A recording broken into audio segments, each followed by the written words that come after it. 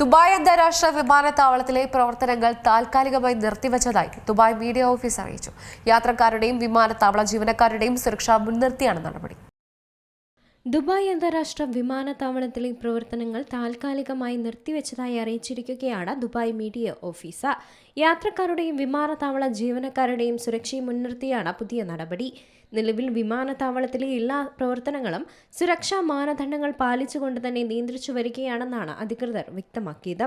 ദുബായിലേക്കും തിരിച്ചുമുള്ള എല്ലാ വിമാന സർവീസുകളും നിർത്തിവെച്ചതായി എമിറേറ്റ്സ് എയർലൈൻസും അറിയിച്ചിട്ടുണ്ട്. യാത്രക്കാർ വിമാനത്താവളത്തിലേക്ക് വരരുതെന്ന് എമിറേറ്റ്സ് കർശന നിർദ്ദേശവും നൽകി. സാഹചര്യം വിലയിരുത്തിയ ശേഷം പുതിയ വിവരങ്ങൾ ഉടൻ അറിയിക്കുമെന്നും അധികൃതർ കൂട്ടിച്ചേർത്തു. ഫെബ്രുവരി 28-നും മാർച്ച് 31-നും ഇടയിൽ യാത്ര നിശ്ചയിച്ചിരുന്നവർക്ക് ടിക്കറ്റുകൾ ഏപ്രിൽ 30-നുള്ളിൽ മറ്റൊരു തീയതിയിലേക്ക് മാറ്റാനോ അല്ലെങ്കിൽ ടിക്കറ്റ് തുക പൂർണ്ണമായും തിരികെ വാങ്ങാനോ സാധിക്കും. യാത്രക്കാരുടെ സുരക്ഷയ്ക്കാണ് പ്രഥമ പരിഗണനയെന്നും അതിൽ വിട്ടുവീഴ്ചയുണ്ടാകില്ലെന്നും എയർലൈൻ അധികൃതരും വ്യക്തമാക്കി. അതേസമയം ഇറാനിൽ കുടുങ്ങിയ 9,000 ഇന്ത്യക്കാരെ നാട്ടിലെത്തിക്കാൻ കേന്ദ്ര സർക്കാർ നീക്കവും തുടങ്ങിക്കഴിഞ്ഞു. വ്യോമപാത അടച്ചിരിക്കുന്നതിനാൽ അർമേനിയ, തുർക്കിനിസ്ഥാൻ അതിർത്തികൾ വഴി കരമാർഗം ഒഴിപ്പിക്കാനാണ് പദ്ധതി. ടെഹ്റാൻ, ഖോം എന്നീ 2 ഇറാനിയൻ നഗരങ്ങളിലാണ് ഇവർ കഴിയുന്നത്.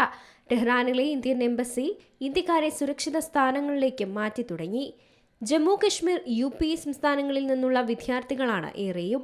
പൗരന്മാർ അനാവശ്യ യാത്രകൾ ഒഴിവാക്കണമെന്നും വീടിനുള്ളിൽ തന്നെ കഴിയണമെന്നും എംബസി കർശന നിർദ്ദേശവും നൽകി. International desk, C Malayalam news.